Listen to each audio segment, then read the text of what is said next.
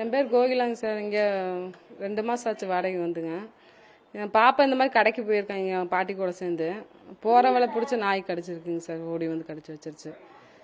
பாப்பா கீழே படுது உருண்டி இருக்காங்க சார். மித்த நாய்களை வந்து பிடிச்சிருந்தா தொண்டைங்கெல்லாம் பிடிச்சிருந்தா என் பிள்ளை எங்கேயும் சார் நான் போய் கேட்கறது. இது போய் கேட்டதுக்கு என் பிள்ளை அப்படிதான் பண்ணும், என் நாய் அப்படிதான் பண்ணும், நீ என்ன பண்ணுவேன்னு கேட்குதுங்க சார் அந்த பொம்பளை.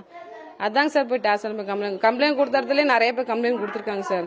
அதாங்க சார் இந்த பொம்பளை விடக்கூடாதுன்னு சொல்லி இப்போ சிவியர் ஆக்ஷன் எடுத்திருக்காங்க சார். 4 நாய் வளர்த்துறாங்க சார். 3 பசங்க ஒரு பொம்பளைங்க சார். அவங்க வீட்டுக்காரர் என்னன்னு தெரியலிங்க. இந்த 3 நாய்க்கு வச்சு 4 நாய்க்கு வச்சுட்டு ஈவினிங் ஆனால் வெளியே வந்து உட்காந்துறதுங்க, நாய்களும் கூட வந்துடுறதுங்க. போகிற வர குழந்தைங்க எல்லாத்தையும் பார்த்து உழைக்கிறதுங்க. நிறைய குழந்தைகளுக்கு கடிச்சிருக்குங்க. இப்போ நீங்கள் கீழே வந்து கேட்டாவே நிறைய பேர் சொல்லுவாங்க. பொம்பளைகள்லாம் வந்து துரத்தி இருக்குங்களாமா. அந்த கீழே வீட்டுக்காரங்க அக்காங்கெல்லாம் சொன்னாங்க எங்களையும் துரத்தி இருக்காங்க அப்படின்னு சொல்லிட்டு. எல்லாரும் கம்ப்ளைண்ட் கொடுத்தாங்க. எல்லாம் கேஸ் ஃபைல் பண்ணி எல்லாம் எழுதி கொடுத்துட்டாங்க. எதுவுமே இல்லைங்க சார். அதாங்க சார் கேட்டேன், நீ கட்டி போட்டால் உட்கார வேண்டியதானே, வெளியே வந்து உட்காரவேன்னா எதுவுமே ரெஸ்பான்ஸ் இல்லைங்க சார். எங்கள் அம்மா கேட்டது எங்கள் அம்மாட்ட சண்டைக்கு போகிறாங்க. அந்த பையனும் சண்டைக்கு வராங்க எங்கள் அம்மாகிட்ட. சண்டைக்கு எங்கள் அண்ணனை கூப்பிட்றாங்க சண்டைக்கு. வர சொல்லு கீழே வர சொல்லி எங்கள் அம்மா வீட்டுக்கு கீழே போய் சத்தம் போட்டிருக்காங்க.